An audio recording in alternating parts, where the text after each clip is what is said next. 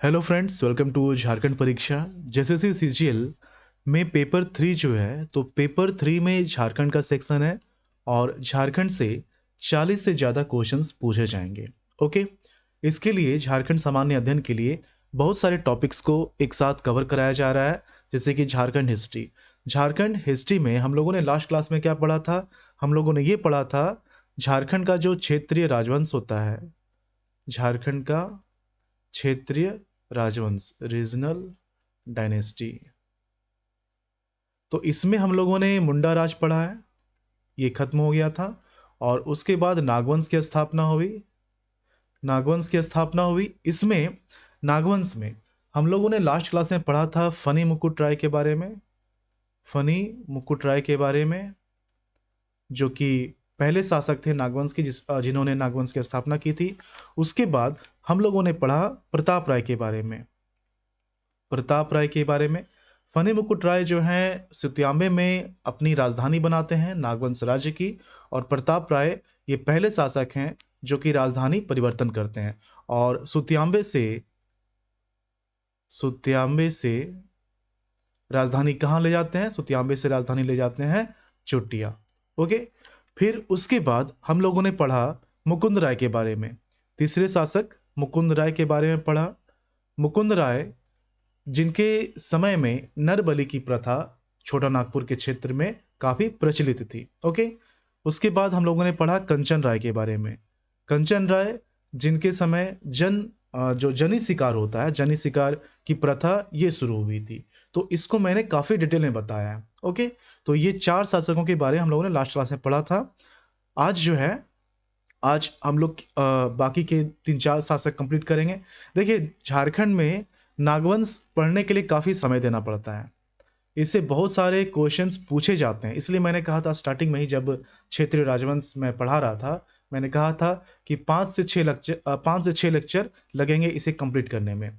अगर मैं चाहूँ तो एक लेक्चर में इसे कंप्लीट कर दूँ शॉर्ट पॉइंट्स को बताकर, लेकिन क्या है कि फिर जो स्टोरी होती है, बैकग्राउंड की स्टोरी, वो आप समझ नहीं पाएंगे और फिर वही रट्टा लगाने वाली स्थिति हो जाएगी। तो आप अभी जो है, थोड़ा समय है, आप सभी चीज़ को कंसेप्चुअली जो है बढ़िया से समझिए। ओके, सारे फैक्ट्स को मैं बता रहा हूँ और उसके पीछे के जो रीजन्स हैं, जो कंसेप्ट है, उसको भी बता रहा हूँ। ओके, बाद में तो खैर एग्जामिनेशन पॉइंट ऑफ व्यू से एक बार फिर से जो है क्रैश कोर्स की तरह वो देखा जाएगा, समय होगा तो, लेकिन अभी समय है तो आप अच्छे से पढ़िए इसको। ओके, तो चलिए, जो भी क्लास होता है कंसेप्चुअल क्लास, उसके पीडीएफ फाइल जो है टेलीग्राम में सेंड कर दिए जाते हैं, क्लास नोट्स। और इसके बाद जब ये क्षेत्रीय राजवंश कंप्लीट हो जाएगा तो फिर हम लोग इस पर बेस्ड ऑब्जेक्टिव क्वेश्चन करेंगे। अभी बीच में करना सही नहीं होगा। ओके, तो जब ये कंप्लीट हो जाएगा तब इस पर बेस्ड हम लोग ऑब्जेक्टिव क्वेश्चंस करेंगे। ठीक है, चलिए हम लोग क्वेश्चन स्टार्ट करते हैं, मतलब आगे के टॉपिक को स्टार्ट करते हैं। ओके, आज हम लोग पढ़ेंगे भीमकर्ण से स्टार्ट करेंगे। आज हम लोग भीमकर्ण भीमकर्ण देखिए, यहाँ पर कर्ण लिखा है। अभी तक हम लोगों ने जो पढ़ा है, क्या पढ़ा?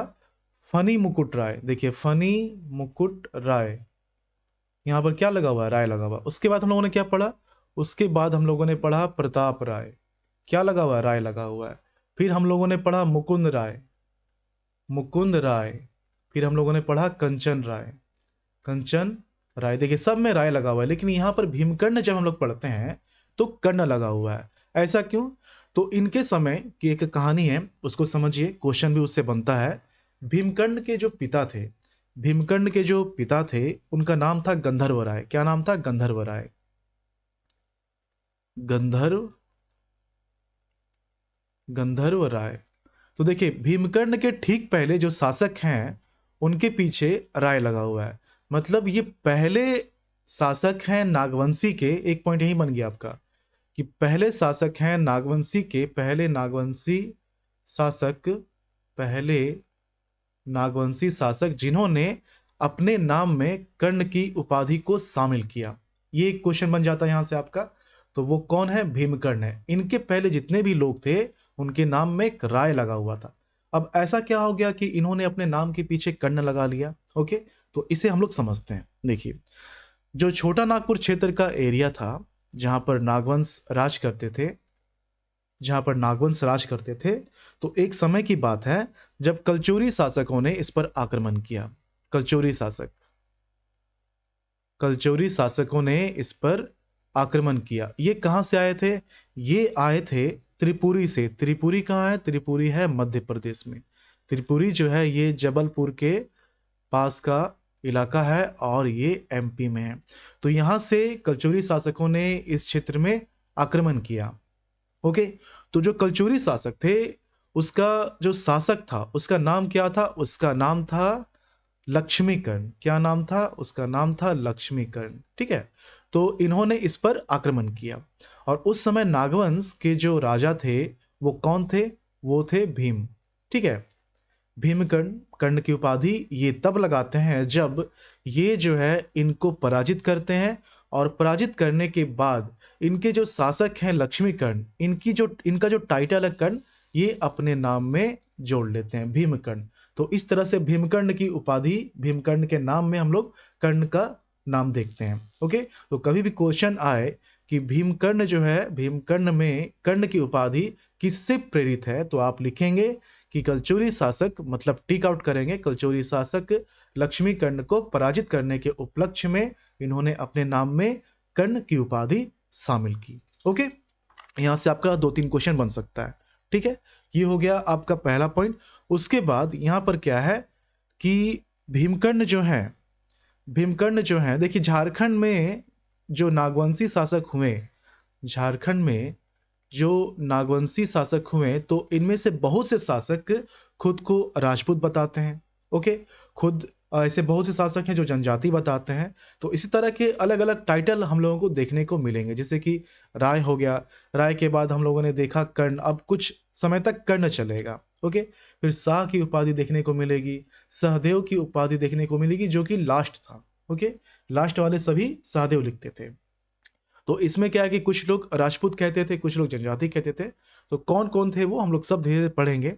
ओके, तो भीमकर्ण की बात हो रही थी। भीमकर्ण में एक और इंपॉर्टेंट पॉइंट बनता है, बरवा की लड़ाई। बरवा की लड़ाई ये है क्या? देखिए, भीमकर्ण इंपॉर्टेंट पॉइंट है। जो जो इंपॉर्टेंट शासक हैं मैं उन्हीं के बारे में आपको बता रहा हूं। तो बरवा की लड़ाई ये है क्या? एक मिनट,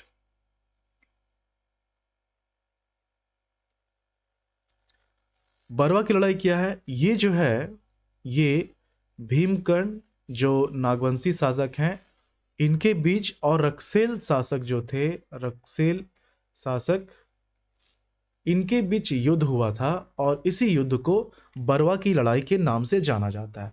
अब ये लड़ाई था क्या और इसके परिणाम क्या हुए? ओके, तो सरगुजा के जो रक्सेल राजा थे, ये कहां से आए थे?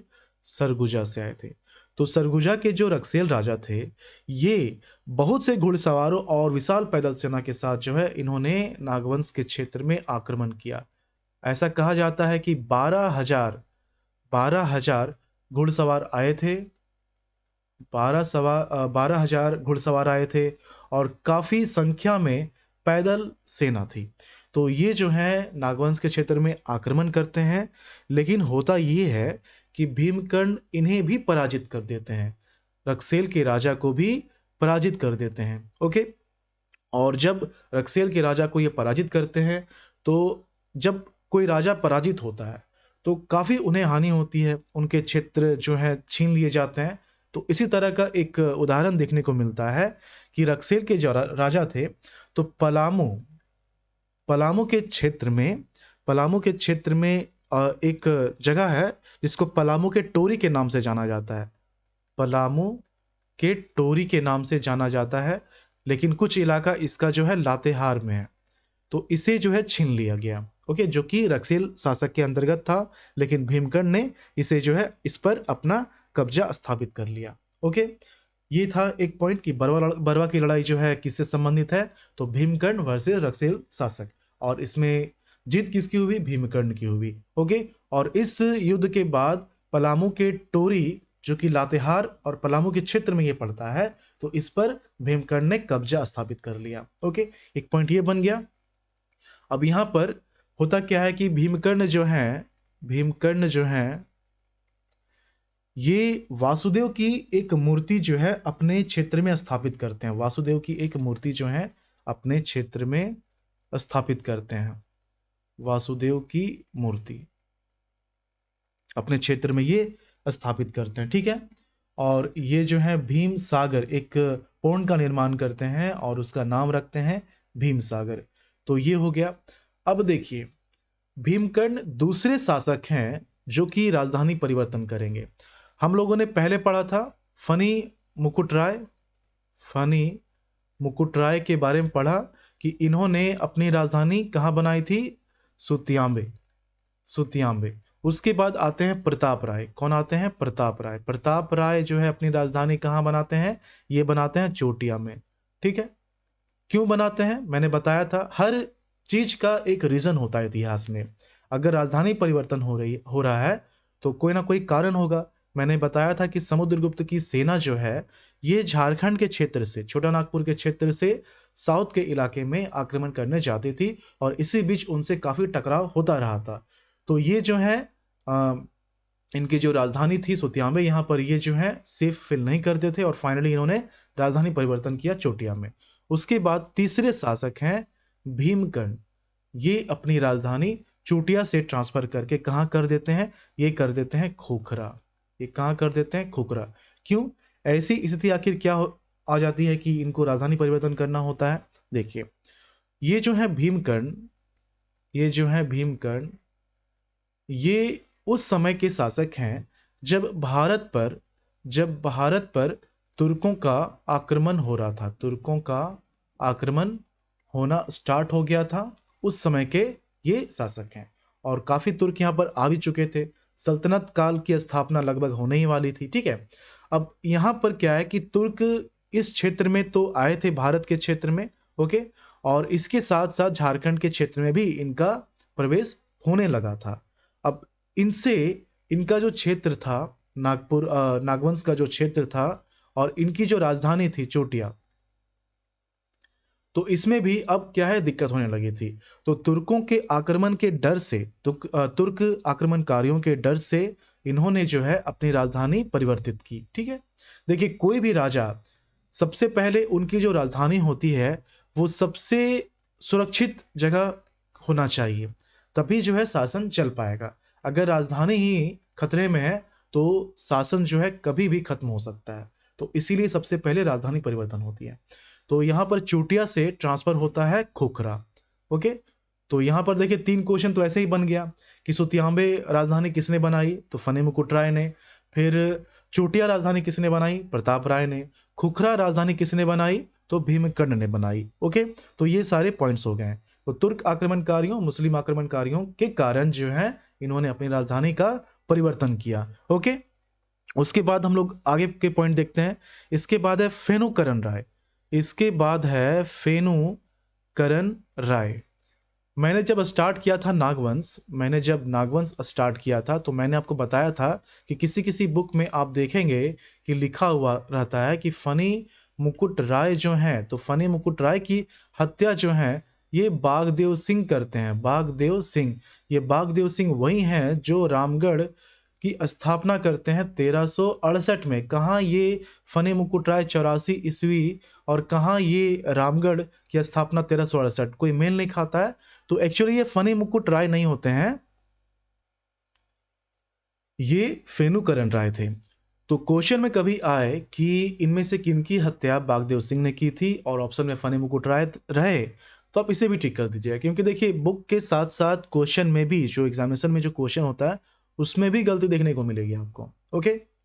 तो यहाँ पर फनी मुकुट राय की जगह फेनुकरण राय होना चाहिए। फेनुकरण राय के बारे में बस एक पॉइंट आपको याद रखना है कि फेनुकरण राय जो है ये अलाउद्दीन खिलजी, अलाउद्दीन खिलजी के समकालीन थे। अलाउद्दीन खिलजी के समकालीन थे, ओके। बस इसमें आपको यही याद रखना है। खिलजी वंश आपको पता होना चाहिए कि 30 वर्षों का शासन रहा था इनका भारत के क्षेत्र में, ओके।